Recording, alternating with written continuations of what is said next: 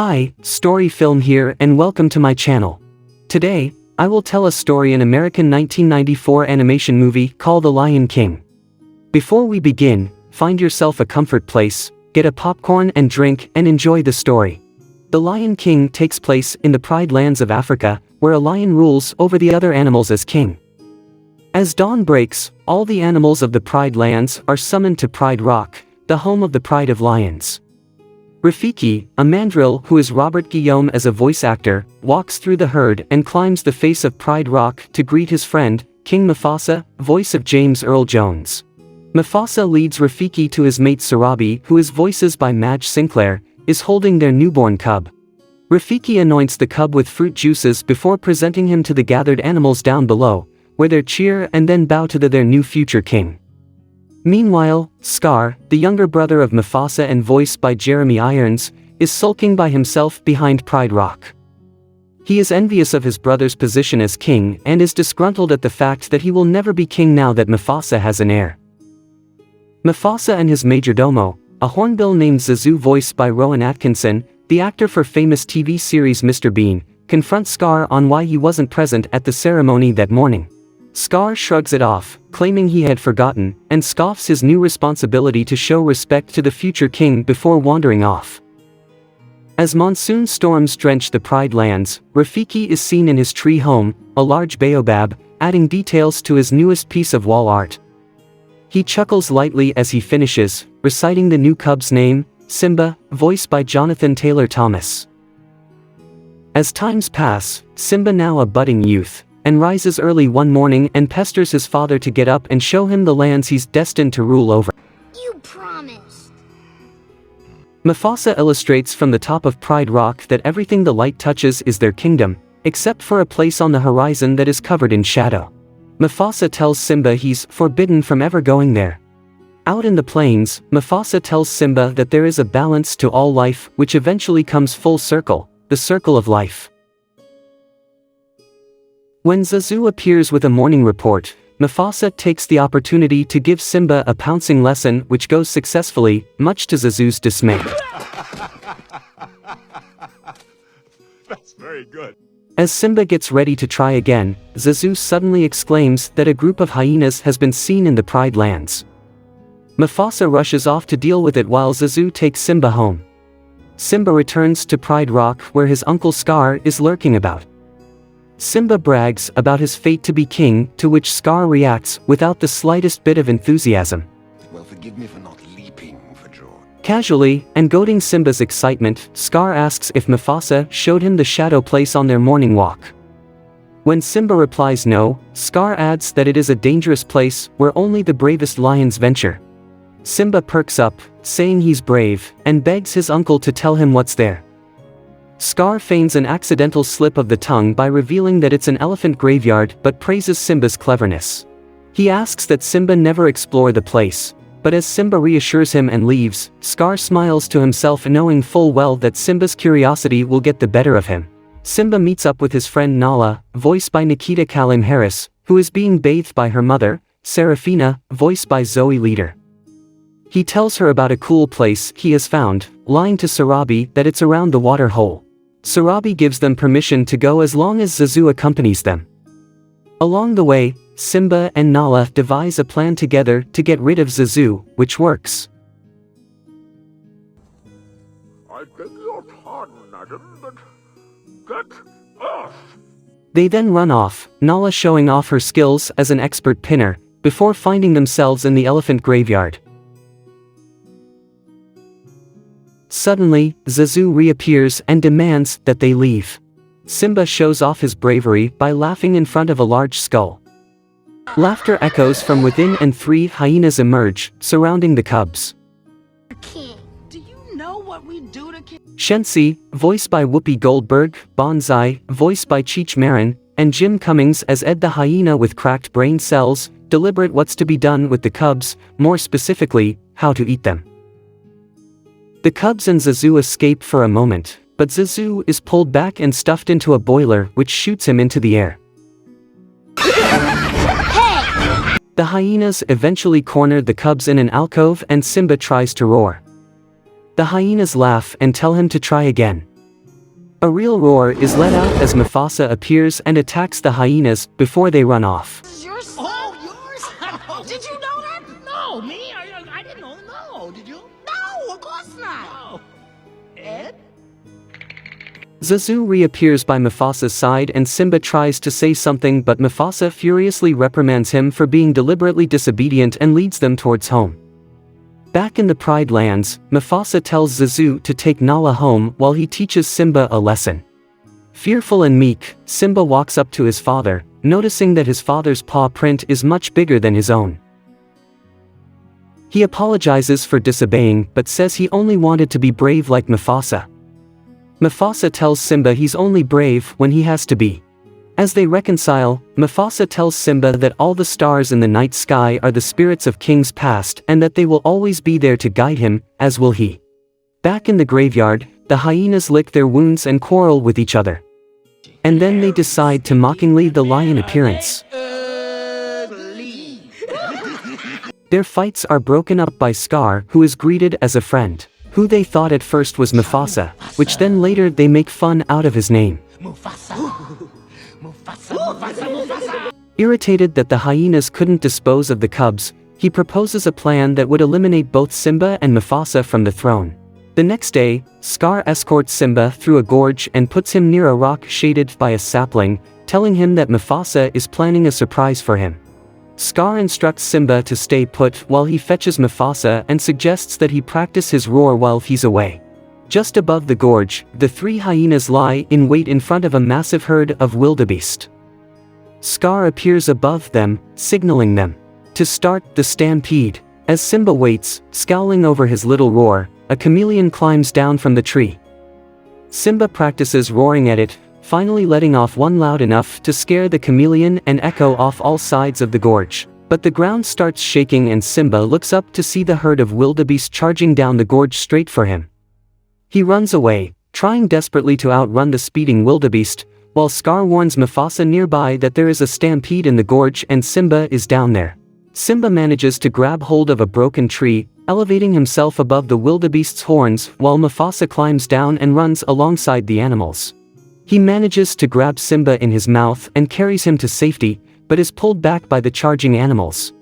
After a tense moment, Simba watches his father leap onto the side of the gorge, digging his claws into the dirt and struggling up the hillside. As Mufasa nears the top, he sees Scar standing over him. He pleads for help, but Scar digs his claws into his paws and mocks him before pushing him off. Long live the king. Simba watches helplessly as Mufasa falls onto the stampeding herd without knowing what really happened. As the dust settles, Simba runs down to look for his father. He discovers him beneath a broken tree without moving not even a muscle. As he mourns his loss, Scar appears and blames Simba for what happened. Simba, thinking he had started the stampede that killed his father, follows his uncle's advice when Scar tells him to run away and never return. Run away and never return. Simba runs off as Scar instructs his hyenas to kill him. The three hyenas chase Simba to the edge of an incline where he tumbles into a sea of brambles. Small enough to avoid the sharp spikes, Simba runs through them as the hyenas barely manage to stop near the base. Unlucky Bonsai is shoved into the brambles and emerges howling, stuck with thorns, which make Shensi and Ed burst into laughter. The hyenas watch as Simba runs into the distant desert and decide that he will most likely die, shouting to him that if he ever comes back they will kill him. We'll kill ya! Scar returns to Pride Rock to announce that both Simba and Mufasa have perished in the stampede and assumes the role as king, while the lionesses look on in fear as a horde of hyenas arrives to live alongside Scar at Pride Rock. Rafiki watches sullenly from a distance and smears the image he had once created of Simba as he thought he is dead. In the desert, Simba has collapsed under the heat and a group of vultures descends on him. Suddenly, a meerkat and a warthog charge into them, bucking and kicking them away as part of their favorite game, bowling for buzzards. Pumbaa the warthog, voiced by Ernie Sabella, then discovers Simba and brings him to the attention of his meerkat companion, Timon, voiced by Nathan Lane. Timon is initially afraid of the young lion, but Pumbaa asserts that he's still little and will grow up to be on their side instead of eating them. Timon scoffs at the idea, before suggesting the very same thing as his own. Pumbaa picks Simba up and carries him into the shade where he's revived. There, Simba thanks them for their help before walking away. Timon and Pumbaa take pity on him and tell him that, whatever happened to him, he has to put his past behind him, citing their motto Hakuna Matata, means no worries. Hakuna Matata. They then invite Simba to stay with them as a fellow outcast in their jungle paradise, and teach him to eat bugs rather than meat. As times pass, Simba begins to cheer up and eventually grows into a healthy, carefree adult lion, voiced by Matthew Broderick. Meanwhile, the Pride Lands have been reduced to a wasteland under Scar's rule. Zazu is confined to a bone cage singing while Scar lazily lies about chewing on bones. Zazu then mutters under his breath that he never had to do this under Mufasa. Scar reels on the name, citing that the law is to never mention Mufasa's name when Shensi, Bonsai, and Ed appear, complaining that food and water have become scarce and that the lionesses refuse to hunt. Scar suggests they eat Zazu as Bonsai lets slip Mufasa's name before he corrects himself under Scar's glare, which then Scar dismisses them. We're still hungry. Ouch! Back in the jungle, Simba, Timon, and Pumbaa lie down together after a meal of bugs to look up at the night sky. There, Pumbaa asks what the sparkling lights in the sky are, to which Timon replies that they're fireflies that got stuck in the big, bluish-black thing. Pumbaa says he'd always thought they were burning balls of gas billions of miles away, a theory which Timon debunks due to Pumbaa's flatulent nature. They ask Simba what he thinks. Answering only to their begging, he says he was once told that the lights are great kings of the past watching over them. Timon starts cracking up over the thought of royal dead guys watching them, but Simba wanders off, saddened over the memory of his father. He sighs and collapses onto a bunch of wild flowers, spreading their petals, and leaves to the wind, which it carries them back to the Pride Lands, where Rafiki, sitting atop his tree, and grabs them. He takes them back into the tree where he sniffs them and contemplates the apparent familiar smell. Suddenly, it strikes him, Simba must be alive. Crazed with happiness, he quickly smears a mane around the head of his Simba drawing, stating that it is time. Timon and Pumbaa are walking through the jungle together when Pumbaa becomes distracted by a large rhino beetle. With growling hungry stomach, he follows it to the edge of the jungle and sneaks up on it as it's perched on a log facing some grassland. His eye then catches something in the tall grass as the beetle flies away. Pumbaa screams as a lioness emerges from the grasses and gives chase. Hearing Pumbaa screaming, Timon comes running and finds him stuck in the roots of a tree, where he tries to free Pumbaa as the lioness draws closer. She leaps forward, but Simba jumps in and begins to fight with her while Timon cheers him on. He tries to knock her down, but she flips him over and pins him to the ground. Simba recognizes this move and his old friend, Nala, voiced by Moira Kelly. When he reveals himself, Nala is shocked and happy to see him again. Simba introduces her to Pumbaa and Timon, who is less than happy about the reunion since Nala had tried to eat Pumbaa. Nala tells Simba that everyone in the Pride Lands thought he was dead after Scar told them about the stampede. Simba excuses Timon and Pumbaa to speak to Nala alone. She tries to get Simba to go back to the Pride Lands with her, telling him that everything has fallen into disarray since Scar took the throne. He refuses, explaining that he shouldn't worry about things that happened in the past, which angers Nala. He storms off and walks out of the jungle to an open field where there he tries to justify his decision before yelling at the night sky that Mufasa wasn't there for him and feeling solemn that it was his fault. He then hears singing coming from a tree behind him and sees Rafiki in the branches. Irritated, he walks away, but Rafiki follows him and asks him a series of rhetorical questions and chanting seemingly nonsensical words. Convinced that the baboon is crazy and has lost some brain cells, Simba turns to walk away when Rafiki reveals that he knows Simba is Mufasa's son before he run off. He finds Rafiki mediating on a rock where Rafiki says, "I know your father," to which Simba responds that he died long ago. Rafiki laughs, saying that Mufasa is alive and leads Simba through a thicket of trees and vines where they stop at a reflecting pool and Rafiki instructs Simba to look into it. Rafiki says that Mufasa lives within him as a large storm cloud appears overhead and a specter of Mufasa speaks out to Simba, saying that he has forgotten who he is and that he must take his rightful place as the true king of Pride Rock. Simba begs his father to stay, but the apparition disappears, echoing that Simba must remember who he is. As Simba contemplates the message and the change in the winds, Rafiki wallops him over the head with his staff, making him outraged and in pain, and asks what he did that for. Rafiki says that it doesn't matter because it's in the past, but though the past may still hurt, one can either run from it or learn from it. He swings his staff again and Simba ducks, before grabbing the staff and throwing it away. Timon and Pumbaa are sleeping together as Nala approaches them and nudges them awake, frightening them at first. She asks if they've seen Simba, but Rafiki appears overhead and declares that the king has returned. Crossing the desert, Simba finally arrives in the Pride Lands to find it dark and barren. He eyes Pride Rock with a look of vengeance when Nala, Timon, and Pumbaa appear beside him. They sneak over to Pride Rock and discover that it's crawling with hyenas. Simba offers Timon and Pumbaa as live bait and they do put on a colorful performance for the hungry hyenas while he and Nala move closer. Simba instructs Nala to rally the lionesses while he looks for Scar. He finds him at the base of Pride Rock, calling loudly for Sarabi while the hyenas nip at her heels as she approaches and Simba looks on mournfully. Scar questions her as to why the lionesses refuse to hunt, which Sarabi explains that the herds have moved on and their only chance for survival is to leave Pride Rock. Scar refuses and, when Sarabi compares him to Mufasa, he cruelly hits her, to which Simba, having seen enough, appears on a ledge and runs down to comfort his mother. Simba confronts Scar, demanding that he step down from the throne or fight, but sly Scar asks why things must end in violence and says he would feel terrible if he were responsible for the death of a family member. Though Simba says he's put the past behind him, Scar questions whether the lionesses have done the same.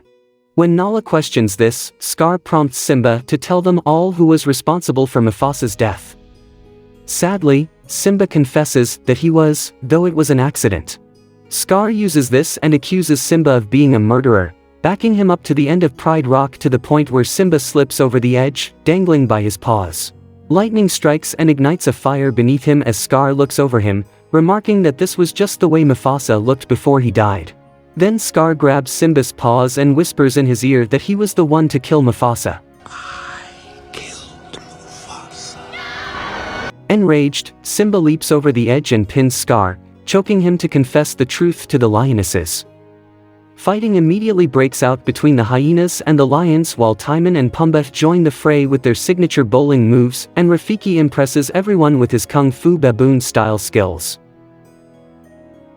When Timon is cornered by Shensi and Bonsai in the lion's den with Zazu, Pumbaa comes to the rescue, his fury provoked when Bonsai accidentally calls him a pig.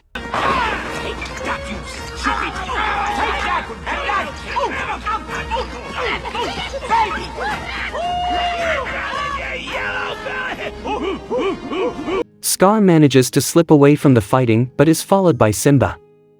They meet at the top of Pride Rock surrounded by flames, where Scar begs for his life, saying that he's family and that the hyenas are the real enemy. The hyenas, who are the real enemy. It was their fault. It was their idea. Simba relents, saying that he's not like Scar and tells him to run away and never return. Scar meekly walks past him but sends a pile of embers into Simba's face, blinding him for a moment. Scar manages to knock Simba down and leaps at him, but, using the technique Nala had mastered in her pinning, Simba flips Scar with his hind legs over the edge of Pride Rock. He groggily stands up and notices the hyenas approaching him from between the flames, and he greets them as his friends, but they respond that he said they were the enemy before attacking him.